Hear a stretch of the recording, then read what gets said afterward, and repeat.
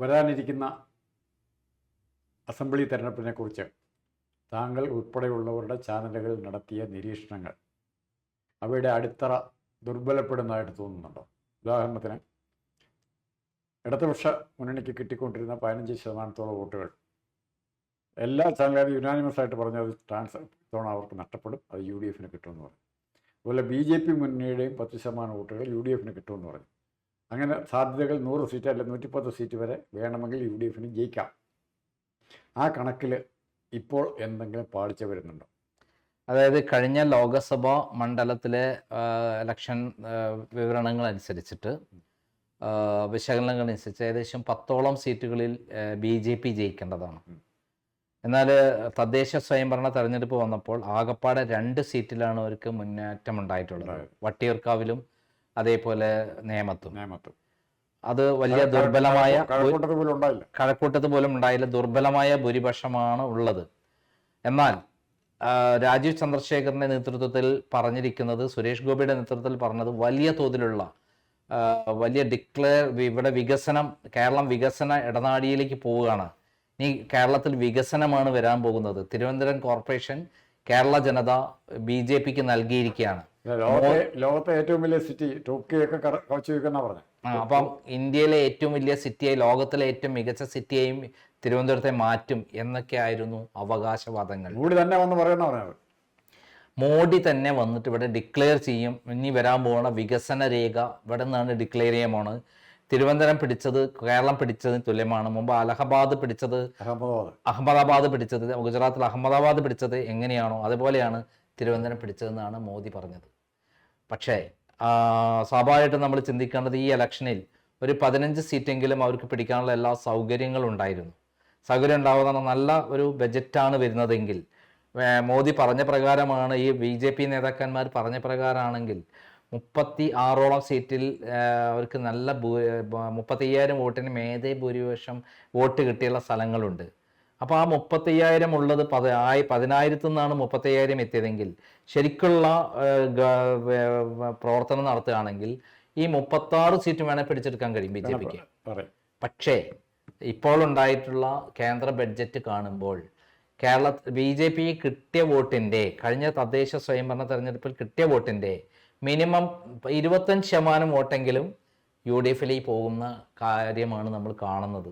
നേരത്തെ intelligence report പ്രകാരം 10% vote ആർക്ക് പോകുമെന്നുള്ള പറഞ്ഞത്? BJPയിൽ നിന്നും UDFിലേക്ക് പോകും. BJPയിൽ നിന്ന് UDFിലേക്ക് പോകുമെന്നാണ് പറഞ്ഞത്. 15% ഇടതുപക്ഷത്തുനിന്ന് UDFിലേക്ക് പോകുമെന്നാണ് പറഞ്ഞത്. കാരണം ആരാണോ ഭരിക്കാൻ സാധ്യതയുള്ളത്, വിജയിക്കാൻ സാധ്യതയുള്ളത്, ആ ആർക്കാണോ പിണറായി വിജയനെ തോൽപ്പിക്കാൻ സാധ്യതയുള്ളത്, കഴിഞ്ഞ തദ്ദേശ സ്വയംഭരണ തെരഞ്ഞെടുപ്പിൽ 80ഓളം സീറ്റുകളിൽ UDFിന് അനുകൂലമായ ഒരു കാറ്റാണ് ഉണ്ടായിട്ടുള്ളത്. അപ്പോൾ ആ കാറ്റ് തദ്ദേശ സ്വയംഭരണ തെരഞ്ഞെടുപ്പ് കഴിഞ്ഞ് നിയമസഭയിലേക്ക് വരുമ്പോൾ അത് ആഞ്ഞു വീശും. പിണറായി വിരുദ്ധ തരംഗമാണ്. ഭരണവിരുദ്ധ ഭരണവിരുദ്ധ തരംഗത്തെക്കാൾ പിണറായി വിരുദ്ധ തരംഗമാണ് കേരളത്തിൽ ആഞ്ഞടിക്കുന്നത് എന്നാണ്. അപ്പോൾ ആ 52% വോട്ട് കിട്ടാന്ന് പറഞ്ഞാൽ കേരളത്തിലെ 140 സീറ്റും UDF അനുകൂലമായി നിൽക്കുകയാണ്.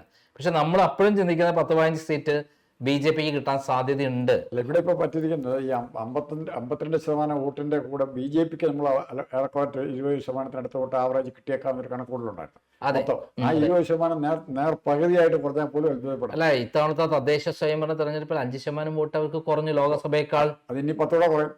അപ്പൊ ഇന്നത്തെ അവസ്ഥയിൽ രാജീവ് ചന്ദ്രശേഖർ വന്ന ശേഷം അദ്ദേഹം പറഞ്ഞ കാര്യങ്ങൾക്ക് ഒരു വിലയുമില്ല, നിലയുമില്ല. കേന്ദ്ര നേതൃത്വം, ഇവിടുത്തെ BJP നേതാക്കന്മാർക്ക് ഒരു വില കൊടുത്തിട്ടില്ല. പിണറായിക്ക് കുറച്ചെങ്കിലും കൊടുക്കുന്നുണ്ട്, ഇവർക്ക് യാതൊരു വിലയും കൊടുത്തിട്ടില്ല എന്നുള്ളത് തെളിയാണ്.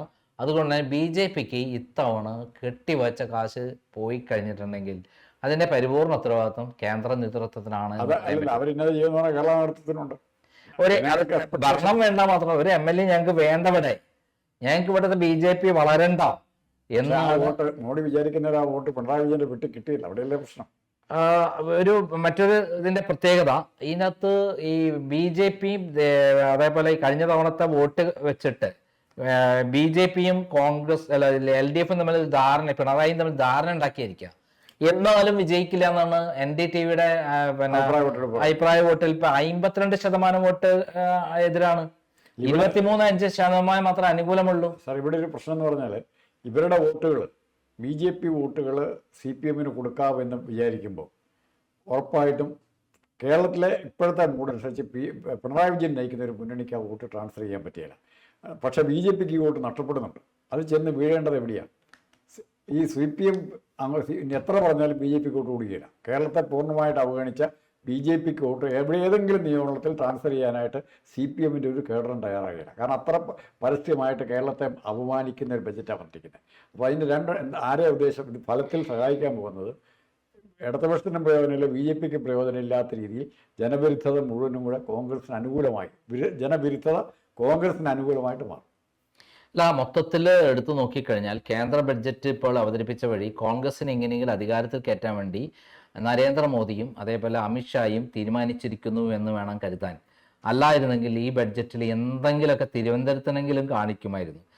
പകരം കേരളത്തിലെ ധാതുമണൽ തട്ടിക്കൊണ്ടുപോകാനുള്ള സൂത്രവാക്യങ്ങൾ കോർപ്പറേറ്റുകൾക്ക് കൈമാറാനുള്ള സൂത്രവാക്യവുമായിട്ടാണ് ഇപ്പം എത്തിയിരിക്കുന്നത്.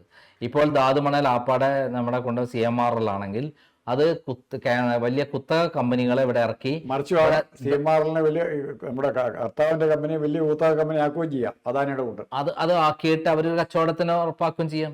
അവർക്കുള്ള എല്ലാ സാധ്യതകളും ഉണ്ടാക്കി കൊടുക്കുക എന്നുള്ളതും കൂടിയുണ്ട്. കേരളത്തിന് മൊത്തം കടം വീട്ടാനുള്ള ധാതുമണൽ എവിടെയുണ്ട്? അവിടെയുണ്ട്. അതിന് നമ്മൾ ചിന്തിക്കുന്നതിനപ്പുറം വിലയാണ്. കാരണം യുറേനിയം അടക്കമുള്ള മൂലകങ്ങൾ അതിലുണ്ടെന്നുള്ള പഠനമാണ് പുറത്തു വന്നിരിക്കുന്നത്. അപ്പൊ ഇത്തരം ഏരിയയിലുള്ള കരിമണൽ എടുത്തു കൊണ്ടുപോയി കഴിഞ്ഞാൽ കേരളത്തിന്റെ കടം മാത്രമല്ല, കേരളം ഏറ്റവും അധികം സമ്പന്നമായ സ്റ്റേറ്റായി മാറും. അപ്പൊ അത് കേന്ദ്രത്തിന്റെ കസ്റ്റഡിയിലേക്ക് എടുക്കാനുള്ള തന്ത്രമാണ് ഇപ്പം കേന്ദ്രം ചെയ്തുകൊണ്ട് കേരളത്തിൽ ആപ്പാടെ കിട്ടാമായിരുന്ന ആ വരുമാനം തട്ടിയെടുക്കാനുള്ള മാർഗമാണ്. അല്ല, പിണറായിക്കൊന്നും മിണ്ടാൻ പറ്റില്ല. പിണറായിക്ക് ഇവിടുന്ന് സ്റ്റേറ്റ് ഗവൺമെന്റ് റിക്വസ്റ്റ് ചെയ്തതിൽ കരിമണൽ ഖനനത്തിനുള്ള പാക്കേജ്, അതായത് ഗുഡ്സിന്റെ ട്രാഫിക് സൗകര്യം ഉണ്ടാക്കണം എന്ന് ആവശ്യം കേരളം അങ്ങോട്ട് വെച്ച ഡിമാൻഡുകൾ വന്നതാണ്. അത് മോഡി വായിച്ചു കൊടുത്തു. എന്തായാലും എയിംസും ഇല്ല. സുരേഷ് ഗോപി എപ്പോഴും തുറന്നാൽ പറഞ്ഞത് എയിംസ് എന്നാണ്. അത് ആലപ്പുഴയോ തൃശ്ശൂരോ വന്നുകൊണ്ടിരിക്കും. തെറ്റിപ്പോയതാണ്. എയ്ഡ്സിന്റെ വല്ല ആശുപത്രി അത് കറക്റ്റ് ആയിരിക്കും. എയ്ഡ്സ് പറഞ്ഞുള്ള ആശുപത്രിയെ പറ്റി അങ്ങനെ ചിന്തയിലേക്കാണ്. ഇന്ത്യയിൽ എയ്ഡ്സ് വർദ്ധിച്ചുകൊണ്ടിരിക്കുകയാണെന്നുള്ളതും കേരളത്തിൽ എയ്ഡ്സ് വർദ്ധിച്ചുകൊണ്ടിരിക്കുക എന്നുള്ള റിപ്പോർട്ടുകൾ പുറത്തു വന്നിട്ടുണ്ട്. കാരണം ഇവിടെ മയക്കുമരുന്ന് ഭയങ്കരമായിട്ട് വ്യാപിച്ചുകൊണ്ടിരിക്കുകയാണെന്ന് അതുവഴി തെറ്റിക്കേട്ടതാ. അങ്ങനെ ആവാം. പിന്നെ അതിവേഗ റെയിൽവേ വരും എന്നാണ് പറഞ്ഞത്. ഏത് അതിവേഗമാണ്? ശ്രീധരൻ അല്ല, കൽക്കരി ഖനനം ചെയ്യുന്ന ധാതുക്കൾ അതിവേഗം അവിടെ എത്തിക്കും. അത് കയറി നിന്ന് പോവുകയൊക്കെ ചെയ്യാം അത്യാവശ്യം. അങ്ങനെയാവാം. അതിവേഗം കടത്തിക്കൊണ്ടു പോവാം, കൊള്ള ചെയ്ത് കൊണ്ടാവാം എന്നുള്ളതാണ്. എന്തായാലും ഒരു കാര്യം വളരെ വ്യക്തമായിട്ട് പറയാം. കേന്ദ്ര ബഡ്ജറ്റ് എന്ന് പറയുന്നത് കേരളത്തെ 1% പോലും പരിഗണിച്ചിട്ടില്ല. ഇവിടുത്തെ BJP നേതാക്കന്മാരുടെ ഒരു ശതമാനം പോലും റിക്വസ്റ്റ് അവർ അംഗീകരിച്ചില്ല. ഇവർ തുറന്ന് ഇങ്ങനെ വിളിച്ചു പറഞ്ഞൊക്കെ വെള്ളത്തിൽ പെയിന്റ് അടിച്ച പോലെയുള്ള കാര്യങ്ങളായി മാറി. അപ്പം ഇവരെ കാര്യം ഭയങ്കര കട്ടപ്പുകയാണ്. ഇത്തവണ BJPക്ക് ഒരു നേതാവും വിജയിക്കാൻ പോണില്ല. നേമത്ത് ഉണ്ടായിരുന്ന ഭൂരിപക്ഷം കഴക്കൂട്ടുള്ള സാധ്യതയും വട്ടിയൂർക്കാവിലുള്ള സാധ്യതയും ഇതോടുകൂടി നഷ്ടപ്പെട്ടിരിക്കുകയാണ്. മഞ്ചേശ്വരത്ത് പോയി സുരേന്ദ്രൻ മത്സരിച്ചു കഴിഞ്ഞാൽ 10-25,000 വോട്ടിന് ഇപ്രാവശ്യം തോറ്റു കിട്ടും എന്നുള്ള കാര്യത്തിന് സംശയമില്ല. കേരളത്തിൽ എവിടെയെങ്കിലും BJP അടുത്ത കാലത്തൊന്നും ക്ലച്ച് പിടിക്കുന്നുള്ള ഒരു സാധ്യതയും താവട്ടെ. ഇനി ഒരു കാര്യം കൂടെ പറയാം. പഴയകാല കാരണന്മാരൊരു കാര്യം പറയുമായിരുന്നു. റെയിൽവേ ലൈനും റെയിൽവേ സ്റ്റേഷനൊക്കെ വരുമ്പോൾ നമ്മുടെ ഇവിടുന്ന് എല്ലാം കൊള്ളക്കാർ വന്ന് കൊണ്ടുപോകാൻ വേണ്ടിയുള്ള അവർക്ക് സൗകര്യം ചെയ്ത് കൊടുക്കാനാണ് ഈ ലൈൻ വലിക്കുന്നത്. ഇപ്പോൾ ശരിക്കും കേരളത്തെ കൊള്ളയടിക്കാൻ വേണ്ടിയാണ്, കേരളത്തിൻ്റെ ധാതു മണൽ മറ്റുള്ളവരുടെ നിയന്ത്രണത്തിലേക്ക് എത്തിക്കാൻ വേണ്ടി മാത്രമാണ് ഈ ധാതു കൊണ്ടുപോകാനുള്ള റെയിൽവേ കോറിഡോർ ഉണ്ടാക്കുന്നത്. ഇപ്പോൾ പഴയ കാരണന്മാരുടെ സ്വപ്നം പകുതി ശരിയാകുക. ധാതു മണലാണ് കൊള്ളയടിക്കുന്നത്, മറ്റൊന്നിലേക്കൊന്നും വരുന്നില്ല. ആ ഛത്തീസ്ഗഡിനെ നശിപ്പിച്ച് കളഞ്ഞു, തടിയെല്ലാം കളഞ്ഞു കൊണ്ടുപോയി. അത് കഴിഞ്ഞ് തടി വെട്ടിക്കൊണ്ടുപോകാൻ പറഞ്ഞു കുറേശ്ശെ. അതെല്ലാം വികസനത്തിൻ്റെ ഭാഗം. കുറേ ആൾക്കാർക്ക് തൊഴിൽ കിട്ടും, അവരെല്ലാം അതിന് അനുകൂലമായിട്ട് മുദ്രാവാക്യം വിളിക്കും. അപ്പോൾ പഴയ കാരണന്മാരുടെ ഇത്ര ഭംഗിയായിട്ട് കാൽക്കുലേറ്റ് ചെയ്തിട്ട് മാത്രം നോക്കിയാൽ മതി ഈ റെയിൽവേ ലൈൻ കൊള്ളയ്ക്കും ഉപയോഗിക്കാം എന്ന് അവർ മുൻപേ കണ്ടിരുന്നു. ആ കൊള്ള ഇവിടെ നടക്കാൻ പോവാം. എന്തായാലും ഈ ഇലക്ഷനിൽ നമ്മൾ ഒരു കാര്യം ഉറപ്പിച്ച് പറയാം. BJPക്ക് വട്ടപൂജ്യം ഉറപ്പാക്കാം, ആനമുട്ട ഉറപ്പാക്കാം. അപ്പോൾ ഇനി ഒരു കാര്യം ചോദിക്കട്ടെ, നമ്മൾ പറഞ്ഞ കണക്കനുസരിച്ച് 140 സീറ്റ് UDF പോരെ, ബാക്കി സീറ്റ് ഡീലിമിറ്റേഷൻ കൂടെ കൂട്ടുമോ?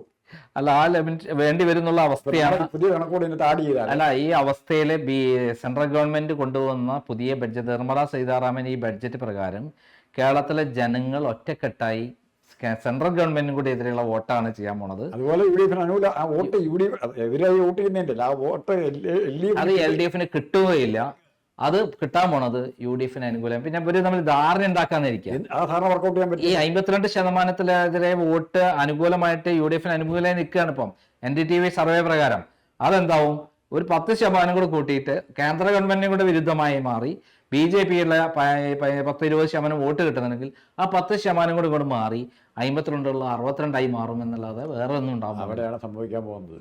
അത് എൻ്റെ ഒരു അഭിപ്രായത്തിൽ 140 സീറ്റിലും ചിലപ്പോൾ പോരാന്ന് പറഞ്ഞാൽ സീറ്റ് വേണം, കുറച്ചുകൂടി വല്ലവരും കൊടുക്കണം എന്നുണ്ടെങ്കിൽ കുറച്ചുകൂടെ സീറ്റ് വേണം. എന്തായാലും കേരളത്തോട് ഇത്രയും ക്രൂരമായി പെരുമാറുന്ന സെൻട്രൽ ഗവൺമെന്റിനെതിരെ ജനങ്ങൾ ആഞ്ഞടിക്കും എന്നുള്ള കാര്യത്തിൽ സംശയമില്ല. അത് ഏറ്റെടുക്കാൻ പിണറായി വിജയന് കഴിയില്ല. കാരണം പിണറായി വിജയൻ വാ തുറന്നാൽ അവിടുന്ന് പിടിച്ച് പൊക്കിക്കൊണ്ടുപോകും. പിണറായി വിജയൻ സൈലന്റ്. പ്രതിഷേധം നിയമസഭയിലും വാക്കാലും 2 വാക്കൊക്കെ പറയാം. അത്ര അതിനപ്പുറത്തേക്കൊന്നും ഒരു മറ്റേതിപ്പോൾ ഇന്നലെ കേന്ദ്ര ഗവൺമെന്റ് ഓഫീസുകൾ അടിച്ച് തകർത്തേനെ. ബജറ്റ് നിർമ്മലാ സീതാരാമൻ വായിക്കുന്നതിനിടയ്ക്ക് ഇവിടെ കലാപം ഉണ്ടായേനെ കേരളത്തിൽ. DYFI പിള്ളേരെ ഇങ്ങനെ ഒരു സ്റ്റേറ്റ് ഉണ്ടോ പോലും അറിയത്തില്ല എന്നുള്ള രൂപത്തിലാണെന്ന് VD സതീശൻ പറഞ്ഞത് കറക്റ്റാണ്. ഓക്കെ, നന്ദി.